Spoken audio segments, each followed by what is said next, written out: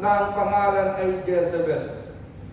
Nang malaman ito ni Jezebel, nagpasugo siya dito kay Elias.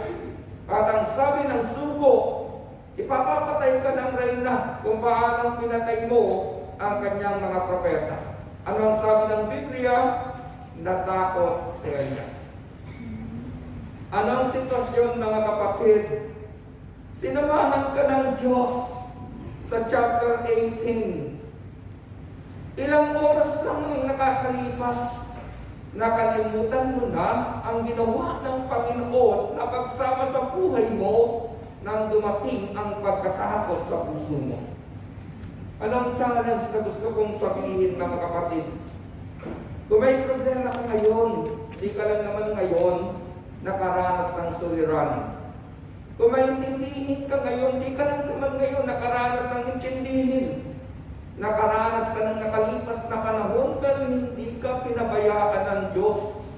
Kung hindi ka pinabayaan ng makapangyarihang Diyos, ngayon ka pa matatakot kung nagsusumikap kang sumunod at dumalo sa gawain ng Panginoon. Amen. Pero ano pong ginawa ni Elias? Iniwan ang kanyang utusan, mag-isang naglakbay, iniwalay ang kanyang sarili. At nang iniwalay ang kanyang sarili, pinasok po siya ng maraming alalahanin pagkabagahan. Kaya dumating yung pagkakataon sa isang lingkod ng Diyos na ang sabi ng propeta nito, Yahweh, nakunin na po ninyo ako po'y hirap na nais ko na pong mamatay. Kung babalikan po ninyo si Elias, mga kapatid, siya yung propetang sinundo ng karwahing apoy. Siya yung propetang hindi nakaranas ng physical na kamatayan. Kung titignan po ninyo ang dulo ng paglalakbay ng propetang ito, alam nating matagumpay siya. Pero ang propetang ito doon din sa maraming intindihin ng buhay at minsan sa sitwasyong kanyang dinaanan, sinabi niya na, gusto ko na pong mamatay. Siguro sa atin, hindi pa natin nasasabi ang ganyang salita. Hindi po ba, Lord, iniwan ako ng asawa ko, pero hindi ko sinabing, Lord, gusto ko na pong mamatay. Baka nasabi ko pang, Lord, kunin mo na po siya. Di ba? Kapag iniinis tayo ng mga tao sa ating paligid, hindi tayo sumusuko, pero sinasabi natin, Lord, please, kunin mo na siya. Pero si Elias ng oras na yun, yun po ang kanyang sinabi, nais ko na pong mamatay. So, bakit ito kung ibig sabihin niyan, mga kapatid? Sa susunod na mga talata, ipakikita ko sa inyo kung paano po natin mapagkatagumpayan ang suliranin, kabagabagan, pagkabalisa, ang sighting dinaraanan ng puso, pero lang gusto mo nang ipakita sa inyo ano po ang manifestation ng anxiety. Physical manifestation, nanginginig ang buong katawan. Sobrang nagsisikip ang iyong dibdib. Yung iba nawawalan pa ng malay. Yung iba pag kinakausap mo, wala na sa wisyo. Pansin ba ninyo yan, mga kapatid? Hindi na ikaw may kontrol ng iyong sarili. Ang sarili mo, kontrol ng iyong suliranin, ng iyong problema. Hindi dapat ganyan ang buhay ng tao. Dapat tayo po may kontrol ng ating sarili. Dapat ikaw may kontrol ng iyong kamay. Dapat ikaw may kontrol ng iyong mata. Dapat ikaw may kontrol ng iyong isipan. Bakit, mga kapatid? Binigyan po tayo ng talino ng Panginoon. Alam niyo ang pagkakaiba ng human soul and animal soul? Ang tao po may intellect, ang hayop may instinct. Yan ang pagkakaiba mo. Kaya, misis, huwag kang duda ng duda. Huwag mong sabihin human instinct, dapat may intellect. May pruweba ka. Mayroon kang nakikitang pruweba sa mga bagay na sinasabi mo. Ganyan din po sa pagbibitaw ng mga salita sa mga kaibigan.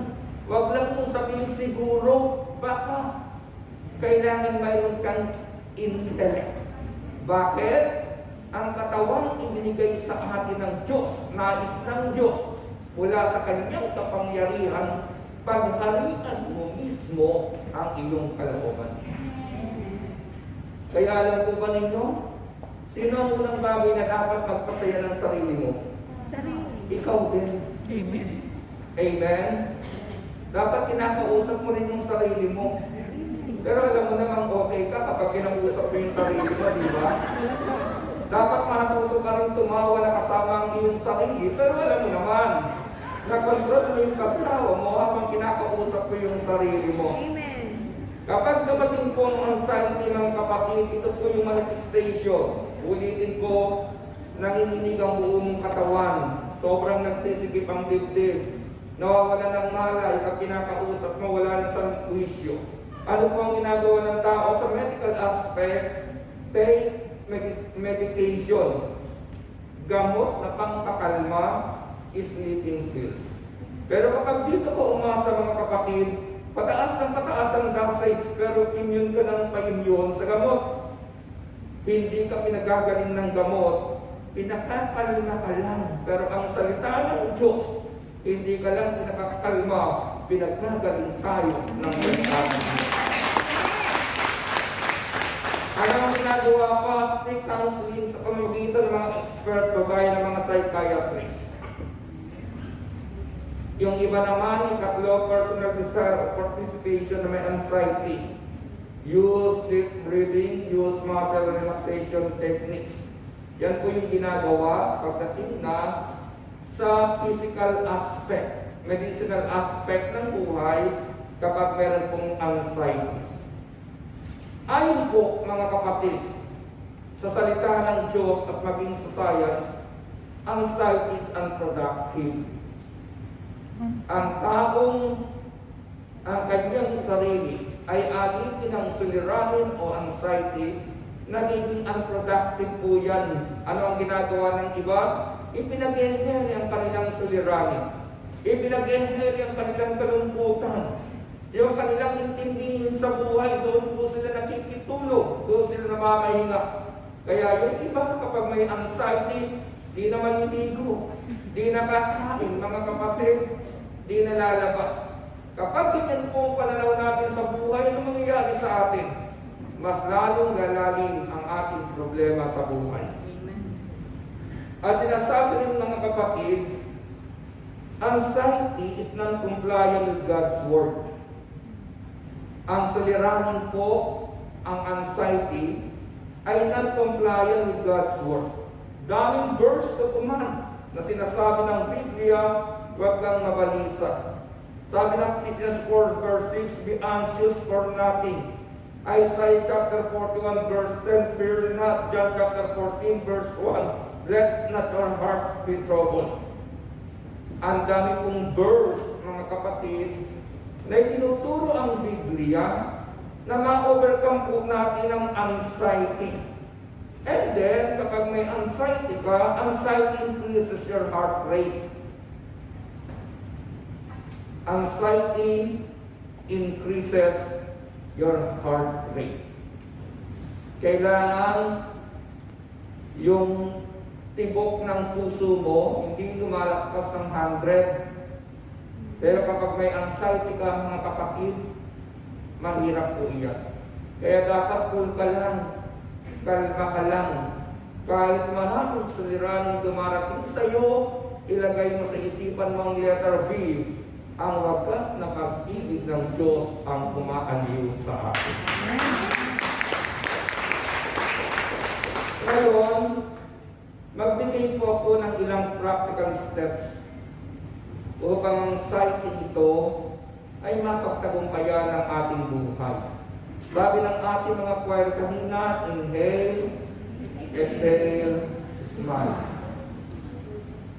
Ang mga doktor po, kapag tayo nagpa-check up, sinasabi lang ng doktor, inhale, exhale. Pinakikiramdaman ng tibok ng ating puso, pero hindi tinitignan ng ngiti ng ating mga mukha. Pero sa gawain nito, pag-ising sa umaga, gawin mo yan. Inhale, exhale, smile, gagaan ang iyong pakiramdam, gagaan ang iyong damdamin, gagaan ang iyong katawan. At kapag nagsimula ka ng magtrabaho, magaan ang iyong pakiramdam, bagamat maraming trabaho naghihintay sa iyo. Amen. Amen. Ikalawa mga kapatid, napaka-importante ito, read God's Word. Read the Bible. Huwag kayong papayag na lalabas ng kwarto na hindi kayo nakapagbasa ng salita ng Diyos. Marami na po tayong application ngayon. Yung misa natin, pwede na ninyong basahin araw-araw, pati first reading, responsorial psalm, pati po yung second reading, pati po yung gospel, mga kapatid. Ang daming application ngayon, wala ka nang pwedeng ikatwiran na hindi ka makapagbasa ng Biblia. Kung marami kang dating apps sa cellphone mo, tanggalin mo na lang, palitan mo ng application ng Biblia. Wala yata naka-amen sa akin doon. Kaya ko nakikinig kayo. Di ba? Read the Bible, mga kapatid. Ito yung sumunod na istorya. Ang binasa ko sa inyo sa 1 Kings chapter 19, ito po yung sumunod. Nang sinabi ni Elias na gusto ko nang mamatay, hirap na ako, sabi po dito, 1 Kings chapter 19 verse 5, pagkatapos nahiga siya at nakatulog, ngunit dumating ang isang anghel, kinalapit siya at ang sabi, gising na at kumain ka. Nang siya'y lumingon, nakita niya na sa may ununan ang isang tinapay na niluto sa ibabaw ng mainit na bato at tubig sa isang